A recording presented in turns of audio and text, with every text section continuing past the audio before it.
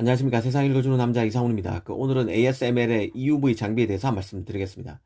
최근 ASML의 독일 공장에서 화재가 발생했다는 소식이 있었습니다.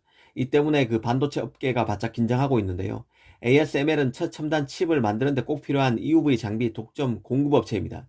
이런 기업에서 화재가 났고, 이 때문에 그 EUV 장비 공급에 차질이 빚어지면 이 최첨단 공정에도 문제가 생길 수 있습니다. 이참에 그 EUV 장비에 대해서 알아보는 것도 의미 있을 것 같습니다. 이 사실 EUV 장비를 칩 양산에 활용하는 업체는 전 세계 4개사에 불과합니다. 로직 제조사, 그러니까 파운드리 중에서는 삼성과 TSMC 딱 두 곳이고, 메모리 제조사는 삼성과 하이닉스입니다. 이제 그 인텔 마이크론이 EUV를 활용하려고 하는 단계입니다. 그만큼 최고 수준의 기술이 없으면 EUV 장비를 활용할 수도 없습니다. 아시다시피 EUV 장비는 무게 180톤에 크기는 2층 버스 규모로 총 5천여 곳으로부터 부품을 받아서 조립해야 합니다. 한마디로 EUV 장비는 이 복잡한 칩 공급망 구조의 결정판이라 해도 틀린 말은 아닌데요.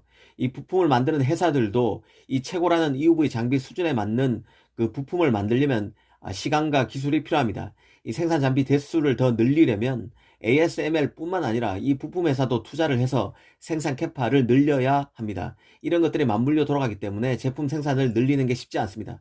그래서 올해인 2022년 전체를 거쳐서 만들어지는 EUV 장비 대수도 50여 대에 불과합니다. 그래서 EUV 확보 경쟁이 빚어지는 것이고, 이런 그 공장 화재 소식에도 촉각을 곤두세우는 것입니다. 이 장비 조달에 문제가 생기면 지금 삼성과 TSMC가 심혈을 기울이고 있는 3나노 공정의 양산 적용 등도 지연될 수 있습니다. 이런 것 때문에 이번 베를린 공장의 피해에 주목하는 것입니다. 앞으로 더 살펴봐야 할 이슈라고 생각됩니다.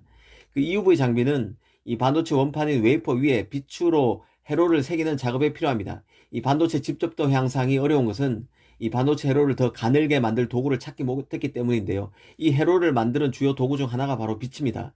이 웨이퍼 위에 빛에 반응하는 그 감광제인 포토레지스트를 덮은 뒤 빛을 쪼으면 빛의 다음 부분만 깎거나 반대로 그 부분만 남길 수 있습니다.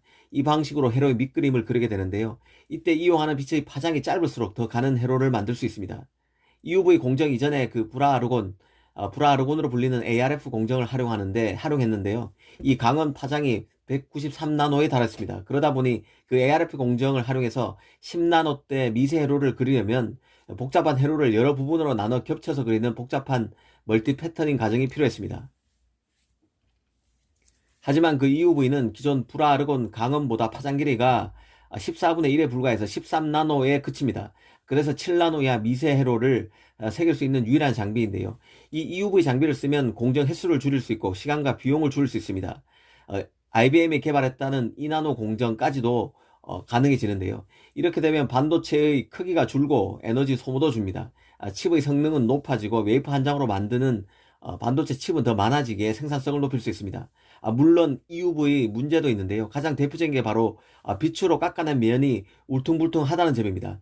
EUV는 파장이 짧은 만큼 빛 알갱이 하나하나의 에너지가 높습니다. 그래서 같은 에너지의 빛을 쏜다고 했을 때 그 안의 빛 알갱이 수는 EUV가 다른 빛보다 적은데요.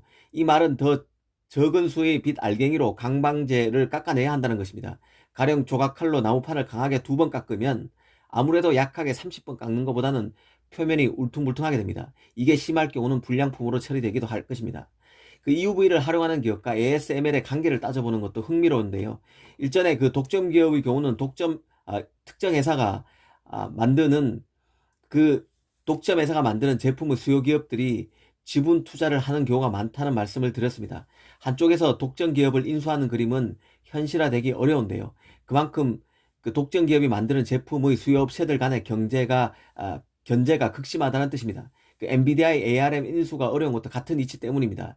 이 사실 독점 기업인 ASML의 과거를 살펴보면 ARM의 방향성도 그려진다는 생각입니다. 그 ASML은 기업 성장 과정에서 인텔, TSMC, 삼성의 지분 투자를 받았었습니다. 인텔의 경우는 ASML 지분을 15% 투자했고, TSMC는 5%, 삼성은 3%를 투자했었습니다. 각각 그 지분을 사들였다는 뜻입니다. 이후에 그 TSMC는 지분을 전량 매각했고, 인텔은 12% 지분을 팔아서 아직 3%가량 갖고 있습니다. 이 삼성도 아직 그 1.5%가량 ASML 지분을 들고 있습니다. 이처럼 독점 기업은 그 특정 기업이 단독으로 지배하기는 지배하는 그림은 기대하기 어렵습니다. 이 사실 EUV로 반도체를 가장 먼저 양산한 것은 그 7나노에 최초로 이 장비를 적용한 삼성이었습니다. 하지만 현재는 TSMC가 EUV 장비 확보에 대거 나서면서 ASML의 최대 고객으로 거듭났습니다. 앞으로 인텔, 마이크론, 하이닉스 등도 EUV 장비로 칩을 더 많이 만들게 될 것입니다. 인텔이 이번에 그 대구경 EUV 장비를 가장 먼저 도입할 것이라고 얘기하기도 했었는데요. 길고 짧은 것은 대봐야 할 것입니다. 현재로선 인텔이 도전자의 입장이죠. 오늘은 EUV 장비에 대해서 한번 알아봤습니다. 감사합니다.